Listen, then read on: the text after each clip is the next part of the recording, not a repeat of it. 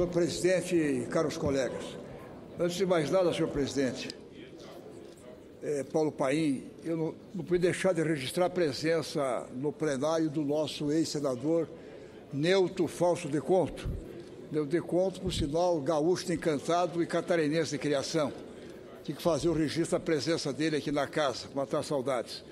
E também não pude deixar de fazer o registro do vereador Levi Rioche, vereador da grande cidade de Joinville, a maior cidade catarinense. Caros colegas, todos conhecemos o imenso potencial brasileiro para a exportação, seja de commodities ou de manufaturados. Sabemos igualmente das imensas dificuldades de produzir aqui, tendo em vista o famoso custo Brasil, que reduz brutalmente nossa competitividade internacional. Como se isso não fosse suficiente, temos presenciado uma política externa e de investimentos acanhada, para dizer o mínimo, que nos faz perder valiosos espaços no cenário internacional, inclusive do Mercosul. Tome-se o exemplo das nossas relações com a vizinha Argentina. Estudo realizado pela Confederação Nacional da Indústria e divulgado pelo jornal Folha de São Paulo revelou que o Brasil perdeu, nos últimos 8 anos, mais de 2,2 bilhões de dólares em exportações, principalmente em relação à China. Em 2005, nossa participação no total das importações argentinas era de 36,5%. Em 2013, caiu para 26,5%. E no primeiro bimestre deste ano terminou em pouco mais de 25%.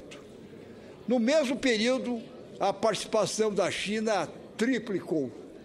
Portanto, nós vimos ganhando da China na exportação para a Argentina e nós tivemos em 2005 36,5% das exportações brasileiras que iam para a China eram nossas. Nós passamos em 2013, caímos para 26%, e agora no primeiro bimestre deste ano baixamos para 25%. E a China, nesse mesmo período, triplicou na exportação para o nosso vizinho aqui da Argentina. Note que isso ocorreu com um dos principais parceiros comerciais do Brasil, integrante do Mercosul, o senador Paulo Paim, que teoricamente oferece melhores condições de negociação entre seus integrantes. Isso sem contar que a proximidade física entre os países, com notável redução dos custos de transporte, deveriam incentivar o comércio entre os mesmos. Então nós perdemos demais. Tais custos sofrem impacto direto de nossa carência de infraestrutura. Precisamos elevar consideravelmente o investimento em ferrovias, rodovias, aeroportos e os nossos portos. No entanto, as notícias mais uma vez nos surpreendem. Reportagem do jornal O Globo revela que já avançam as negociações para que o Brasil, cidadão Paulo Paim, através do BNDES, financia a construção de um superporto na cidade de Roja, no Uruguai. A operação seguiria os moldes do que foi feito em Cuba, no porto de Mariel, com financiamento à exportação de serviços brasileiros, caso a empreiteira nacional venha a realizar a obra. Como no caso do Mariel foi o Odebrecht, e equipamentos brasileiros foram exportados para lá, foi nessa condição que nós financiamos. Mas agora, apesar de não ser confirmada pelo BNDES, apenas a possibilidade de sua ocorrência já deve nos manter em alerta por vários fatores. Inicialmente, é preciso destacar a necessidade de absoluta transparência nesse tipo de negociação, envolvendo uma série de interesses nacionais. Do ponto de vista do investimento, torna-se até redundante relembrar nossa carência abissal na infraestrutura logística, tornando o investimento do vizinho país algo brutalmente paradoxal. E explico. Por fim, o prejuízo aos nossos portos é incalculável. E vou dizer, o empreendimento será construído em Roja. E fica, sabe como? A cidade de Roja fica a 288 quilômetros de Rio Grande, do porto de Rio Grande, no Rio Grande do Sul, onde estão um dos mais importantes portos brasileiros, que é o Porto de Rio Grande. Fica, não dá 300 quilômetros de onde querem construir um superporto de Roja, no Uruguai, em relação ao nosso do Brasil, que é o Porto de Rio Grande. O projeto uruguaio, segundo os estudos atuais, é usado calado de 20 metros, que permite a atracação de navios com capacidade para até 180 mil toneladas. E vejam bem, os portos do sul do Brasil têm no máximo 14 toneladas, ou melhor, no máximo tem um calado de 14 metros. E recebe navios com capacidade de até 88 mil toneladas.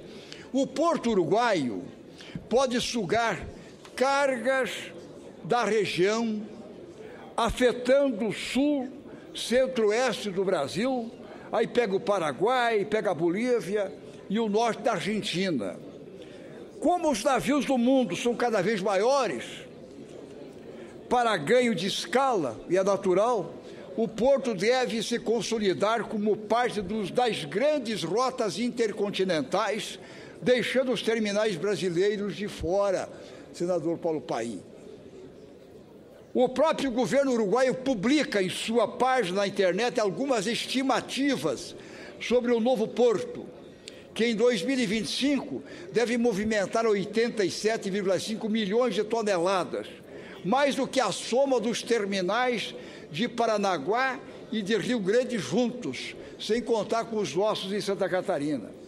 Ora, se o Uruguai é possível, se no Uruguai é possível construir um porto com tamanhas dimensões, com investimento brasileiro, fica um questionamento inarredável.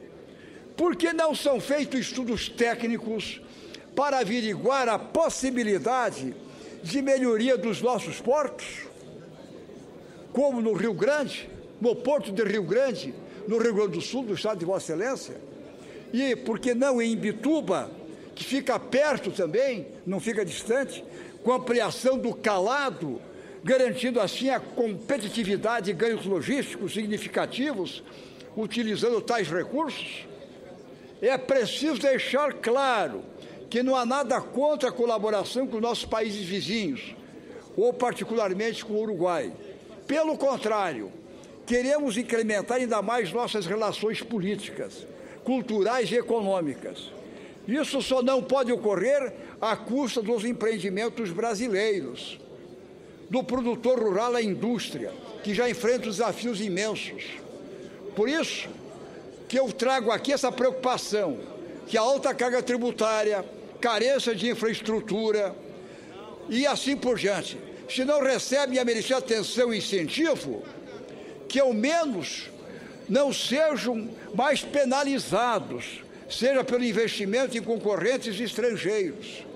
Além disso, é imperativo que o país expanda de forma vigorosa sua política de relações exteriores, buscando consolidar e ampliar as parcerias no comércio internacional. Corremos o risco de perder mais espaço em nossos mercados exportadores, conquistado a duras penas.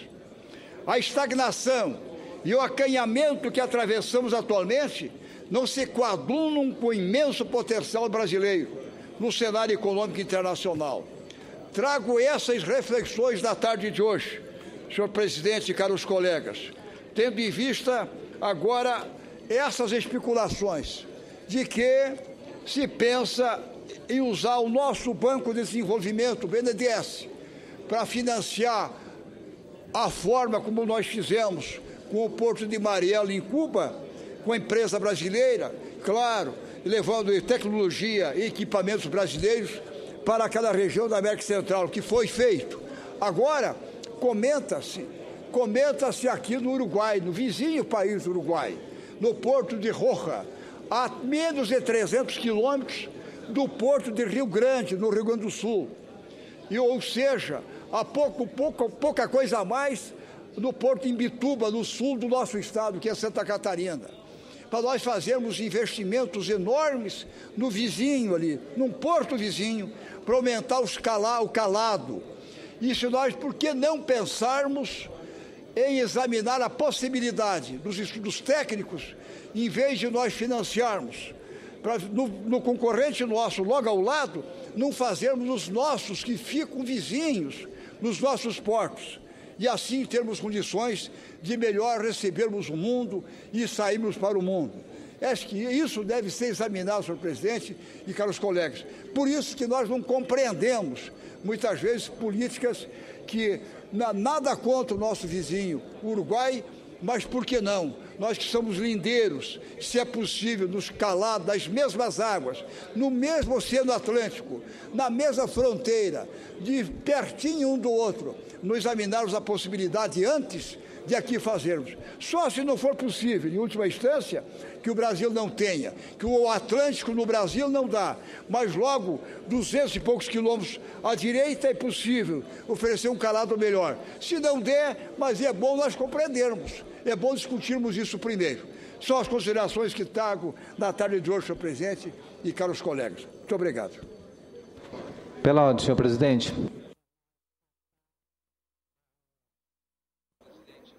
Senador Aníbal.